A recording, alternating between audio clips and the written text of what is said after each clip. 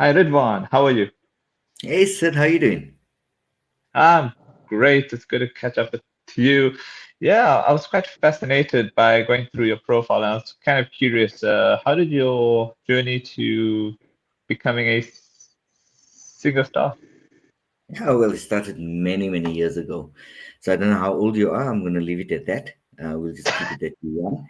I'm probably singing longer than you were born, right? So I started around 88, 89, Okay. and it was quite a strange story because I was in school at the time, Hmm. and one of my friends dared me to actually go onto stage. So I come from a musical family. When I say musical family, my dad was a singer, or still is a singer, quite a legendary singer, and um, so they all knew that, and they said, "Right, we dare you to go on stage."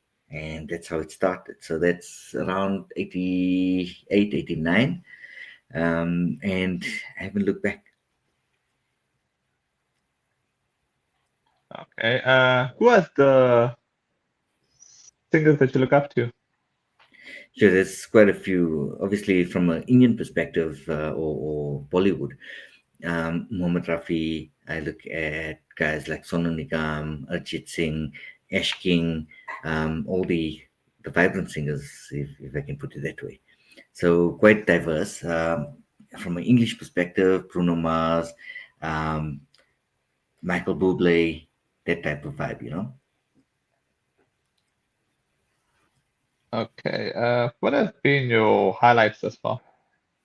Highlights, sure, I've had many. So I've played the smallest stages that you can think of, 10 people, up to 80,000 at the ABH Chatswood Fair, Oh, 90,000 at stadiums. We've when I was with my band called Avikar, we basically played in Durban probably twice a month, for all the fairs and going to the Wild Coast and Sun Coast and Isabaya and all of that stuff. So I've had many, many highlights. We were also the preferred band for all the international artists. So throughout the 90s into early 2000s, we played for all of the major international artists that came through. We were basically the band of choice for those artists, you know. okay. All right. What have been the lowlights, if any? So I can't really say they've been lowlights. You know, if I look at music, music's the stuff that keeps me alive. So um, you're only as good as your last performance, and if you give it your all, then you made for success. So it's always been good things for me musically. Um, the lowlights, if any, would be losing musicians, going on to backtracks or backing tracks as it's known, and that dilutes music, to a point where people start commercializing it instead of enjoying it the way it used to be. I come from a time where you had battle of the bands.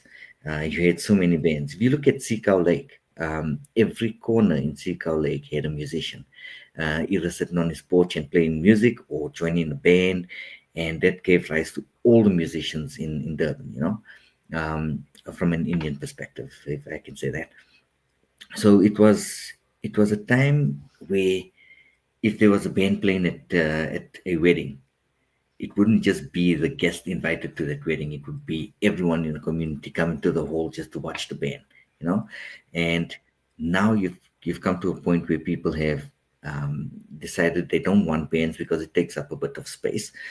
So we'll put an extra table in there, and like I say, it dilutes the music because now you have one man standing there with a laptop, man or woman, with the laptop, and it's playing the music and they just singing along. So it's become very commercialized, and it's all about money. Who's the cheapest? You can get someone for 500 rand, or you can get someone up to 15, 20, 25,000 rand, to perform at your function. So it's no longer about choice. And since we've opened up the market to international or foreign nationals, it's now become a thing where you can get a singer at any time. for any event that you want, at the cheapest price. So it's become a battle of the money, if I can call it that. And I think that's the downside to music at the moment. Okay. I have a question for you from the comment section. Are you okay if I ask you from there? Yeah, no, for sure. Okay. All right. This is from Resh Chitan. Hi, Ridwan. Have thought of perhaps making an album. So I did have an album. It came out in 1998. It Okay. was called Limitless. But to speak to that, and thanks, Resh, for bringing that up. It's we don't have the market in South Africa because we're such a minority in South Africa. The creating of albums and trying to get it out to the big publishing houses and stuff like that doesn't work. There isn't a market for it. So basically, people have resorted to recording in their own studios, putting it out on our local radio stations, the national radio station, and hoping to get something out of it.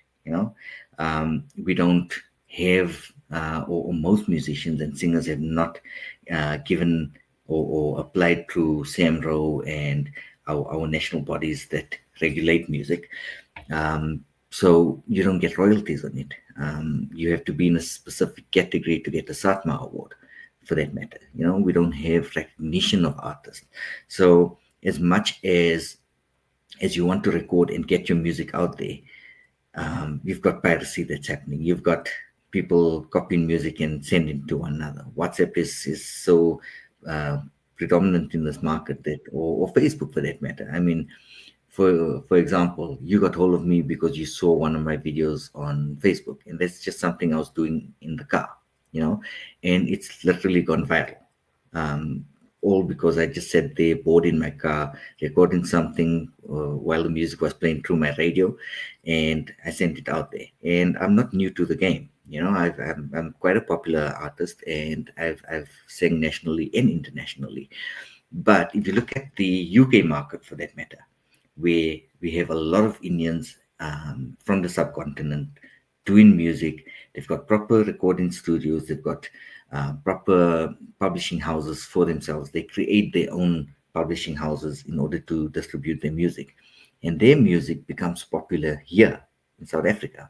And that brings me to one of my points where when I did actually record in 98 with my band Avikar, we created our own or we wrote our own song.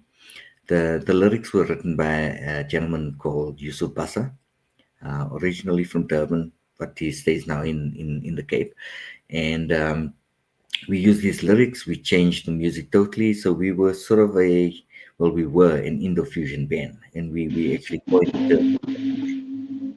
The reason for that is we had a market where we were playing jazz fusion music with Indian lyrics. So, for example, if we took a song like Kuch Kuch Hota Hai, we would keep the original tune as well as the lyrics and all of that stuff, but we would give it an English vibe.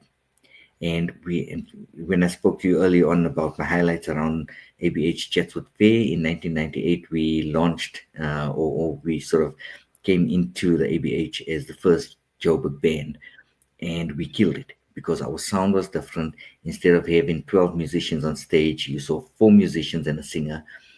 We were quite a vibrant band, so I had dance moves, and now I've got all the gray hair and stuff. But in the old days, I was quite a mover on stage. So that created a vibe for people. So the likes of what you see in Cinema on YouTube and Instagram and all of that stuff, we did it almost 25 years ago.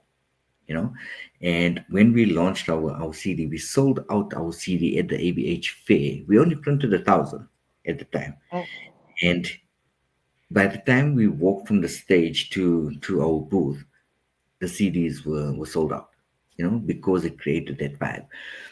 But again, it wasn't the market. And at that time we were selling a CD for 100 rand. Now if you can imagine 100 rand in 1998 was like 1,000 rand, and sure. people bought it.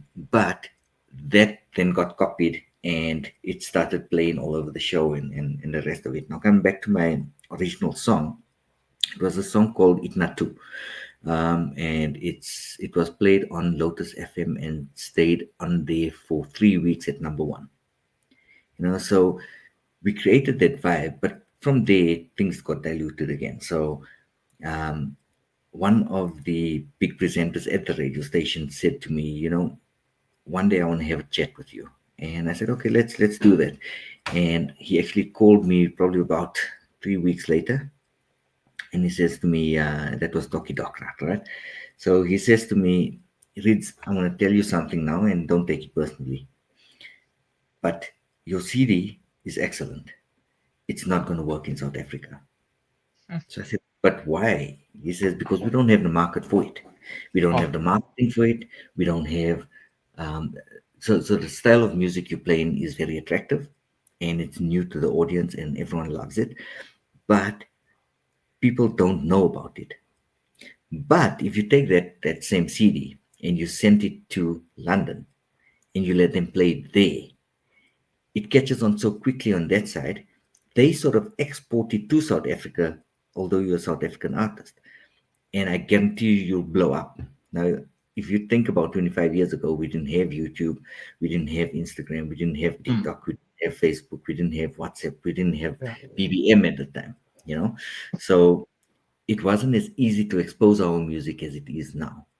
Right now, if I release, like I said, for the thing I did in the car, just doing a simple thing like that on Facebook blew up with views and all of that stuff.